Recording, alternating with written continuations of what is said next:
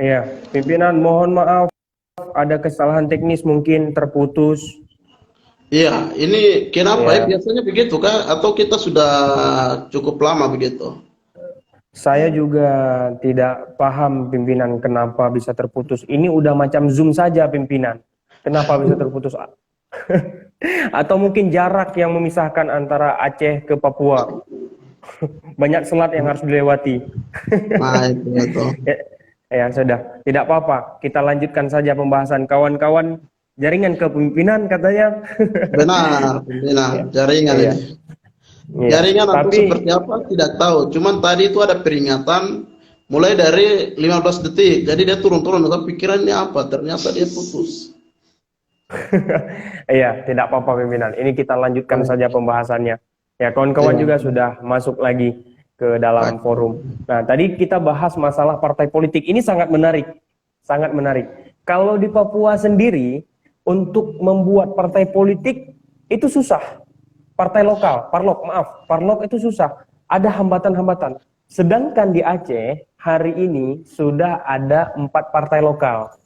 Seperti itu perbandingannya pimpinan.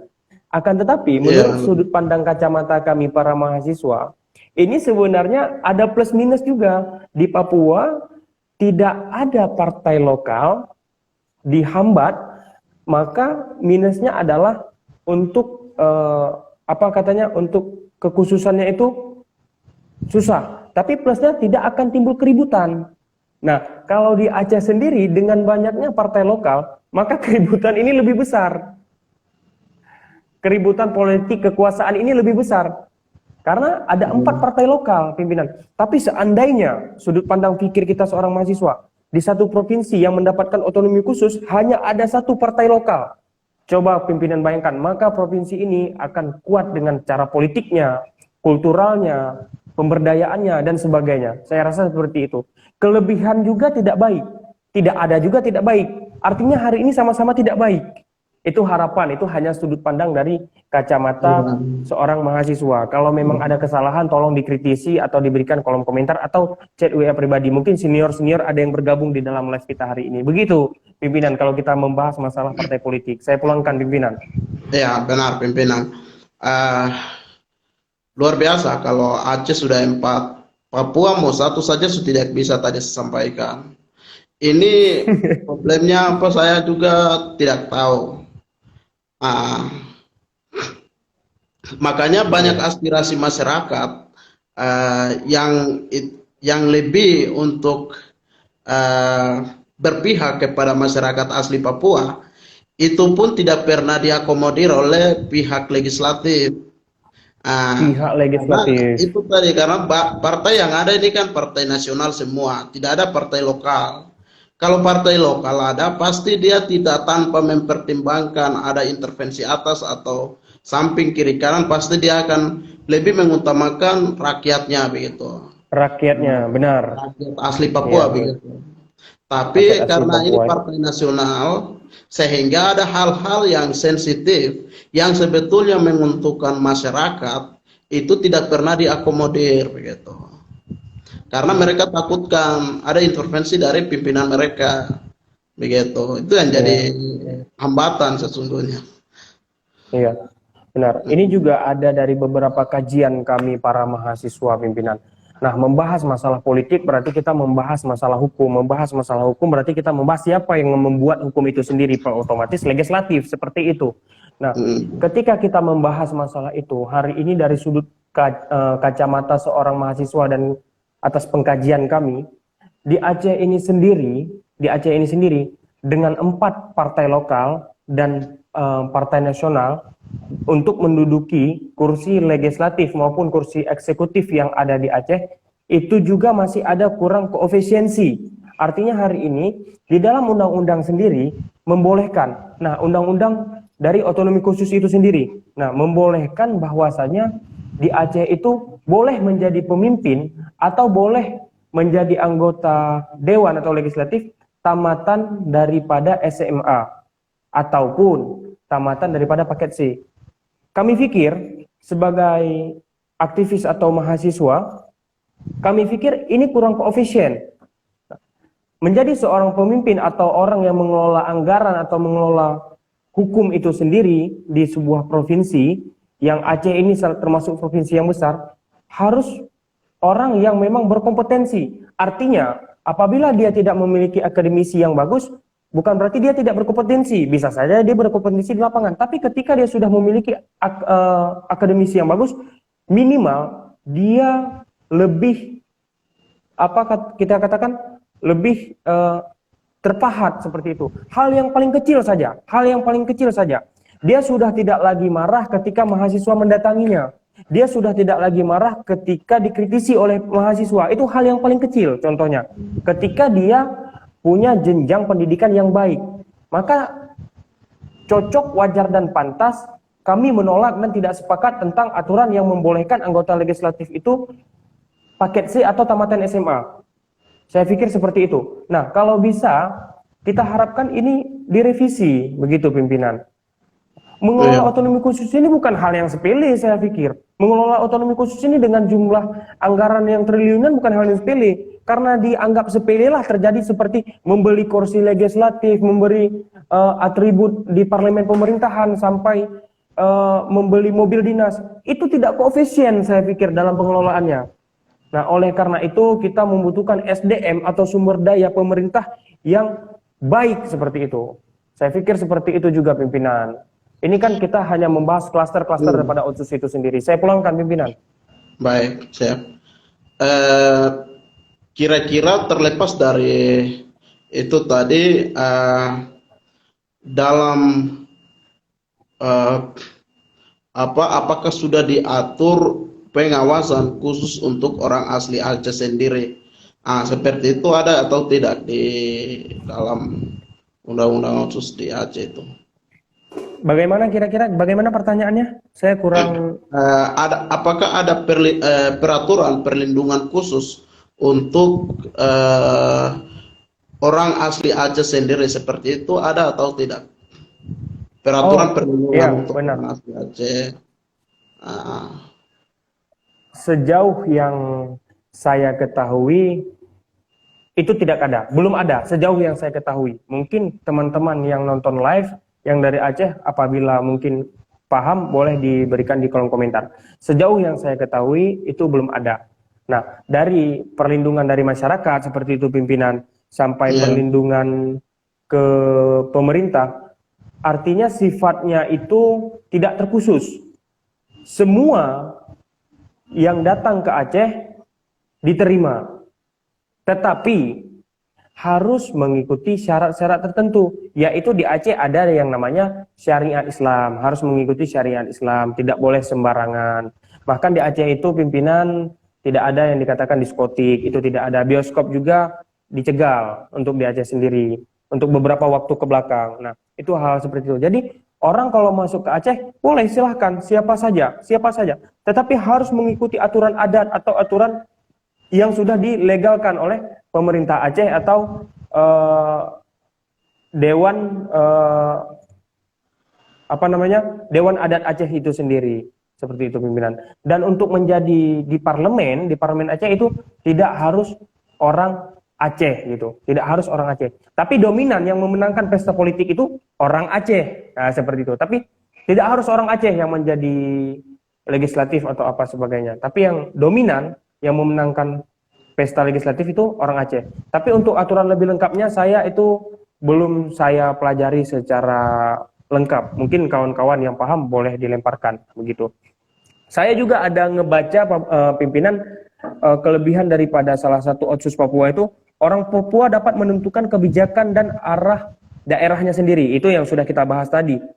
Hal yang dikarenakan dari pimpinan daerah hingga perwakilan rakyatnya berasal dari orang Papua sendiri. Itu sehingga peluang untuk minoritas yang ada di Papua untuk tercatat aktif di dalam politik semakin terbuka, apalagi dengan adanya Majelis Rakyat Papua atau MRP yang pimpinan katakan tadi, dengan anggota wakil adat, wakil agama, dan wakil perempuan, sehingga kepentingan beberapa elemen masyarakat menjadi terakomodir. Nah, jadi saya juga mendapat salah satu clue dari media, dikatakan orang Papua dapat menentukan kebijakannya sendiri dan hal ini dikarenakan pimpinan di daerah hingga perwakilan rakyatnya itu berasal dari Papua, seperti itu. Apakah Itu benar itu kira-kira pimpinan? itu media apa itu? Media Dari media online yang saya baca, yang saya pelajari sebelum kita melanjutkan live ini, pimpinan. malah ya itu saya bisa kita bisa katakan benar tidak. Seperti itu juga, tetapi fakta yang ada di Papua ini, ya kalau untuk di kabupaten-kabupaten, beberapa kabupaten pedalaman ini memang karena eh, masih belum eh, banyak orang pendatang atau orang luar dari Papua yang datang ke sana, akhirnya ya masih mayoritas lah begitu. Hanya Ya, di beberapa kabupaten yang sudah terbuka untuk ini memang di sisi lain seperti ini contohnya. Saya pikir ini kalau terjadi di Aceh atau di luar dari Papua daerah mana ini pasti akan terjadi apa namanya protes dari masyarakat maupun dari daerah sendiri. Contohnya tadi Merauke saya sudah sampaikan, itu yang pertama, kasus pertama. Kota Jayapura, Kota Jayapura ini saja dari 30-an orang anggota DPR, 14 orang itu orang daerah, orang Papua. Terlepas dari itu mayoritasnya orang luar. Demikian iya, Kabupaten Jayapura, Sorong itu 2 orang saja orang Papua, orang Sorong sendiri. Sedangkan sebagian besarnya orang luar begitu. Nah, ini di iya, beberapa kabupaten ini semakin lama semakin diambil alih oleh teman-teman dari luar begitu. Akhirnya timbul rasa ketidakpuasan dari masyarakat adat sendiri, itu timbul di situ. Makanya iya, iya. sering terjadi ya aspirasi yang tidak kita harapkan itu muncul. Itu sebetulnya ada ketidakpuasan dari masyarakat sendiri dari kebijakan-kebijakan yang telah diambil berjalan seperti itu. Iya, baik. Terima Nah, kasih luar biasa pimpinan. Mungkin kalau dari Aceh sendiri soal membahas masalah otsus inilah yang dapat saya sampaikan dengan kurangnya saya membaca atau belajar, tapi inilah yang dapat saya sampaikan pimpinan. Mungkin dari Papua sendiri ada yang ingin pimpinan tambahkan lagi atau pesan-pesan kepada teman-teman yang menonton kita hari ini? ya, terima kasih. Ini kita sedikit berbagi pengalaman saja, bukan kita ini apa Orang pintar. seperti itu tidak. Tapi bagaimana kita sesama mahasiswa, sesama aktivis ini berbagi pengalaman. Dari Iya, cerita benar. tadi itu kan kalau memang itu baik kita ambil, kemudian kita kembali kembangkan juga begitu kan. Kalau memang Benar. tidak baik ya kita taruh saja, simpan di sini, habis di sini sudah begitu. Tapi pada prinsipnya kita mengutamakan kemanusiaan, kita menjunjung tinggi kemanusiaan. Artinya selama kita Benar. ada tidak pernah merugikan manusia yang lain begitu. Benar, benar. Kita tetap Ya, berkolaborasi dalam isu-isu kemanusiaan untuk uh, dengan tujuan untuk mendapatkan keadilan lah seperti itu. benar. Baik, Uh, luar biasa sekali Pres Yops. Kalau boleh tahu Pres Yop ini kelahiran tahun berapa, Pres? saya 96, 96. Iya, iya ya, pimpinan. Sekarang kuliahnya sudah semester berapa pimpinan? semester 13 ke 14, 14 kayaknya. Berarti sudah mengalahkan saya. Saya semester Itu masih 11. Itu biasa. Aktivis itu biasa pimpinan. Aktivis itu siap. biasa. Ya, jalan hidup orang berbeda-beda. Nah, saya ingin menepati janji saya yang tadi untuk membacakan puisi bentuk cinta kami, masyarakat Indonesia kepada Papua. Ini puisi yang ditulis oleh Eko Peceratu. Mungkin pimpinan kenal. Ya, ya, ya, ya. Ya. Ya. Sebelum saya tutup pembahasan ini, izinkan pimpinan saya melunasi hutang. Oke. Ini judulnya cuma rating. Pernah dengar pimpinan? Belum. Belum ya. Cinta bukan hanya soal menjaga perasaan, tapi juga soal menjaga lahan. Bukan hanya soal menjaga ingatan, tapi juga soal menjaga hutan. Bukan cuma tentang keselamatan Anda dan saya, tapi juga soal keselamatan budaya. Cuma rating. Ada satu hal kecil yang sering kita lupa saat menyimak siaran televisi. Bahkan sesuatu yang telah disetting.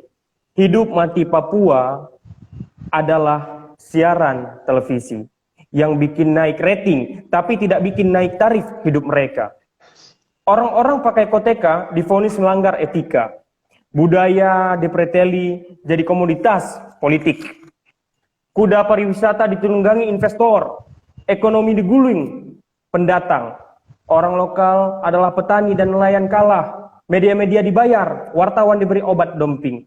Hingga kebenaran bersembunyi di lembah kemanusiaan paling dalam.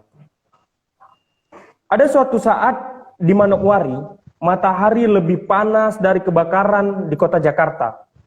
Orang-orang lupa pada besok hari, tapi ingat hari kemarin sebagai kenangan lalu terjebak tanpa berjuang keluar.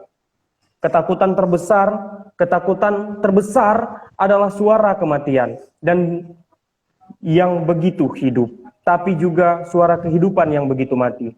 Ada camat di Timika menguasai kabupaten, ada bupati menguasai ibu kota. Preman patok lahan, penguasa makan laba, uang merajai ruang kritis menjadi naif. Ideologi dan dogma tidak bisa menjadi ubi dan sagu bagi orang Papua di luar margin. Yamko Rambi Yamko. Yamko Rambi Yamko menggoyang Indonesia di televisi. Saat itu malaria merebus anak-anak Papua di Serong. Tanah Papua adalah tanah yang kaya, surga kecil jatuh ke bumi. Saat itu bayi-bayi asmat mati dalam pengembaraan mencari dukun lulusan universitas jaket kuning. Tapi dokter tidur di kota.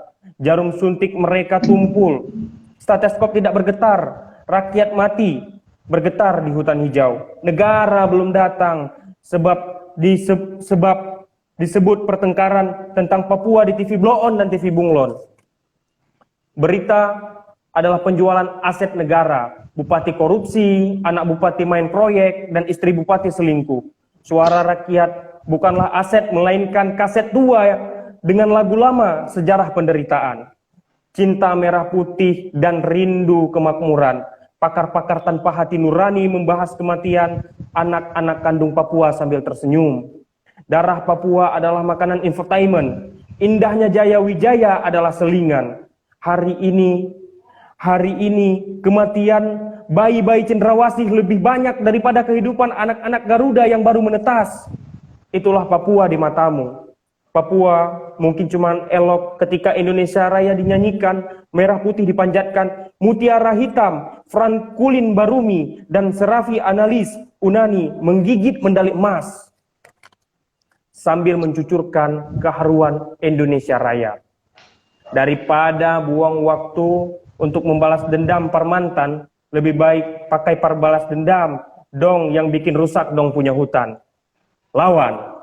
Seperti Eko Pacoratu. Terima kasih pimpinan. Siap, terima kasih pimpinan hormat. Luar biasa. Ini puisinya nanti dikirim ya. Baik, saya kirim puisinya.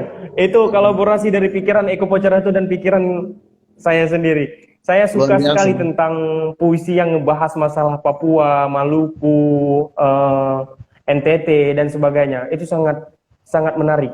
Karena polemik daripada Papua sendiri itu sangat jauh beda dengan polemik yang ada di Aceh. Kalau Papua kan lebih ngebahas tentang kultur, budaya, agama dan sebagainya, ras. Tapi kalau di Aceh memang mutlak tentang penindasan, seperti itu pimpinan. Baik, terima kasih. Mungkin di lain waktu kita bisa diskusi yang lebih besar lagi, bisa diskusi yang lebih hebat lagi. Nah, rindu saya untuk ketemu dengan Presyop. Saya harap agar segera menyelesaikan studinya sudah semester 14. Mungkin kalau di Aceh sudah di DO pimpinan. Kalau di Aceh sudah di DO itu pimpinan. Siap. Bulan 1 nanti saya memijak Papua di event Sapa Papua 2. Siap. Itu di daerah Raja Ampat, jauh ya pimpinan dari kediaman sekarang. Gimana? Saya pakai bis ke sana nanti. Oh, pakai bis. Iya, kita ketemu di Raja Pakai Ampat nanti pesawat. pimpinan. Berapa jam? Oh, pesawat. Untuk provinsi Papua Barat. Pimpinan tinggal. Oh ya, Papua. Pimpinan tinggalnya di mana sekarang? Jayapura. Di Jayapura. Berarti ke Raja Ampat itu jaraknya berapa jam? Itu kalau naik angkot mungkin 1 bulan 2 bulan mungkin. Lewati gunung, Tapi tidak ada pimpinan. jalan jadi. Kalau naik Tidak ada pesawat jalan. bisa 2 jaman lah. 2 jam ya. Baik, Ah, pimpinan. Pokoknya luar biasa. Nanti kita ketemu. Terima kasih banyak, baik. pimpinan. Terima kasih lagi Sehat kita selalu. sudah baku bagi informasi. Ini luar Iya, biasa. Semoga ada iya. forum-forum begini yang kita bisa hadirkan lagi seperti itu. Siap, Ah, iya. Sehat selalu, pimpinan. Sehat selalu, pimpinan. Jaga kesehatan. Indonesia membutuhkan saudara. Indonesia membutuhkan orang-orang ya. seperti Presiop. Baik. Terima kasih, pimpinan. Terima Sampai kasih. ketemu di Dengan hormat. lain waktu. Salam Oke. hormat saya Ya. dari Aceh. Hormat. Selamat malam. Malam.